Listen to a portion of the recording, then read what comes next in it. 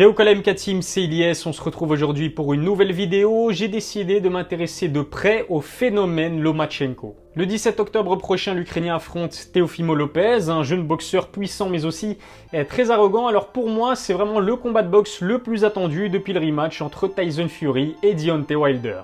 Depuis l'annonce du combat, Teofimo n'arrête pas d'envoyer des missiles en direction de Vassili. Il a d'ailleurs promis de le mettre KO le 17 octobre.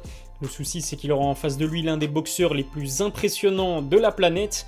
Mais qu'est-ce qui fait de Lomachenko un combattant hors du commun? C'est justement ce qu'on va voir aujourd'hui. Abonnez-vous à ma chaîne et activez la cloche si ça n'est pas encore fait. Si le sujet de la vidéo vous plaît, n'hésitez pas à lâcher un petit pouce bleu. Vous êtes pratiquement 80 000 à me suivre sur YouTube, je vous en remercie. Sur Twitter et Instagram, je vous ai demandé ce que vous pensiez de Vassili Lomachenko. Vous êtes en majorité convaincu qu'il est le boxeur le plus talentueux de la planète.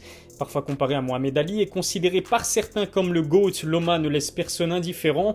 C'est ce qui m'a poussé à m'intéresser au parcours de ce boxeur fascinant. Une chose est sûre, Vassili Lomachenko est un ovni.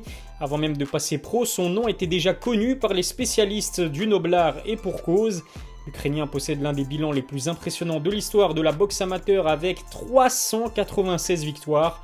Il a même vengé la seule défaite de sa carrière à 2 reprises. Médaillé d'or olympique en 2008 et en 2012, Lomachenko est sans aucun doute le plus grand boxeur amateur de tous les temps. À 25 ans, il décide enfin d'exporter son talent chez les professionnels, une transition facilement négociée par Loma qui va montrer qu'il est bel et bien prêt pour le très haut niveau. Opposé à l'américain Gary Russell, Vassili va lui infliger sa première défaite en 25 combats, une domination nette et sans bavure qui fera de lui le champion WBO des featherweight.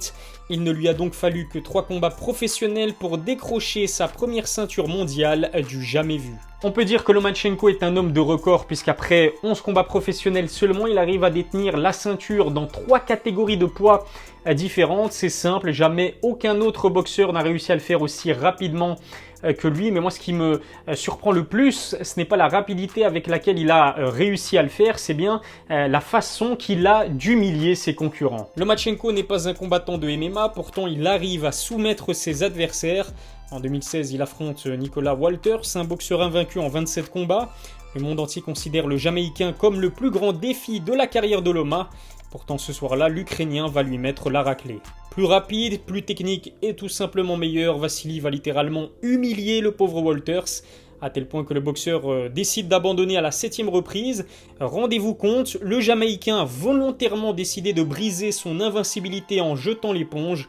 C'est vous dire à quel point Loma était bien supérieur. Vassili va réitérer l'exploit à plusieurs reprises, ses 3 prochains adversaires vont tous se soumettre littéralement à sa volonté. José Sosa, Miguel Mariaga et Guillermo Rigondeaux décident de jeter l'éponge après s'être fait démolir. Pourtant ces 3 boxeurs sont très loin d'être mauvais. Rigondeaux est à l'époque dans le top 10 du classement pound for pound.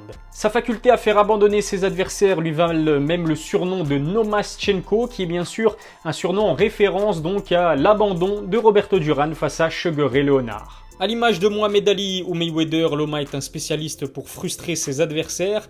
Sa précision et ses déplacements peu académiques font de lui un cauchemar sur le ring. Incapable de le toucher, ils se mettent donc à lui infliger des coups bas. C'est la seule façon qu'ils ont d'exister dans le combat. La seule défaite de sa carrière chez les pros est d'ailleurs une injustice totale. En plus d'être arrivé à la pesée au-dessus du poids, l'adversaire de Loma s'est montré très agressif. Ce soir-là, Orlando Salido a porté une 40aine de coups bas à l'Ukrainien. Et pourtant, les juges ne lui ont jamais retiré le moindre point. Hormis cette défaite scandaleuse, il y a quand même un boxeur qui peut se vanter d'avoir donné du fil à retordre à Lomachenko. Ce boxeur, c'est Jorge Linares, le Vénézuélien, est le premier à avoir réussi à infliger un knockdown à Lomachenko après 407 combats au total. Pour affronter Linares chez les lightweights, Lomachenko a dû monter en catégorie. Il faut dire aussi que le Vénézuélien était à l'époque l'un des meilleurs chez les légers. Malgré un déficit en taille et en poids, Loma a fini par remporter le combat après un body shot vicieux. Il a prouvé qu'il avait de la ressource mentale en se relevant après le premier knockdown de sa carrière. Vassili est tellement bon que son petit gabarit ne lui pose pas de problème. En plus de Linares, il s'est par exemple facilement débarrassé de l'imposant Luke Campbell. Son footwork et ses réflexes lui permettent de toucher sans être touché. On n'avait jamais vu de tels déplacements depuis Mohamed Ali. Ce qui me fascine aussi chez Lomachenko, c'est sa façon de bouger sur un ring. On a presque l'impression qu'il utilise des rollers tellement ses déplacements sont fluides. Personne personnellement, je n'avais jamais vu un boxeur danser autour de ses adversaires comme il le fait. C'est comme s'il était doté de l'ultra-instinct. Pourtant, il y a bien une explication derrière ces réflexes dignes du film Matrix. En fait, Lomachenko est issu d'une famille de grands sportifs et à 4 ans, eh bien Vassili va enfiler les gants sous le regard avisé d'Anatoly Lomachenko, qui est son père et son entraîneur. Anatoly est un génie de la boxe, il a réussi à formater l'esprit de son fils à l'image de ce qu'a fait Cus D'Amato avec Mike Tyson. Il va mettre en place des techniques d'entraînement exceptionnelles pour faire de Loma une véritable machine de guerre. Tennis, skateboard, kayak, gymnastique, l'entraînement de Vassili ne se limite pas seulement à de la boxe. L'objectif est simple, lui permettre d'améliorer sa coordination motrice et sa force physique. Pour travailler son cardio, l'Ukrainien a recours à des séances d'apnée intense. Son record est d'ailleurs de 4 minutes 30 sans respirer. Avant d'opter pour de l'anglaise, le jeune Loma s'est même longtemps exercé en danse ukrainienne, son père l'a poussé à le faire, sans quoi le jeune Vassili n'aurait jamais pu enfiler des gants de boxe. Encore une fois, tout est calculé, puisque l'objectif était de lui faire gagner en souplesse et en agilité.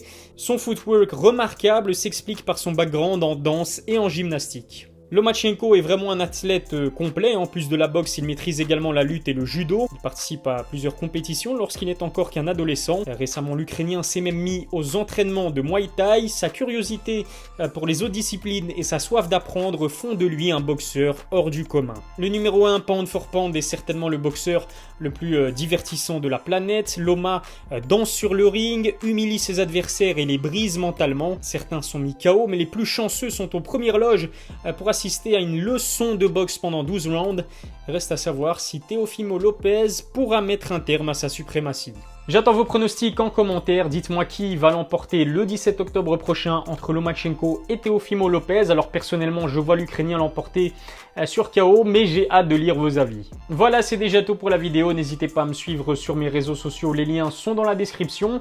Dimanche prochain, je reviendrai bien évidemment sur Khabib et Justin Gaethje, puisque le combat a lieu déjà dans 2 semaines. En tout cas, je vous souhaite une excellente semaine et je vous dis à très bientôt, prenez soin de vous.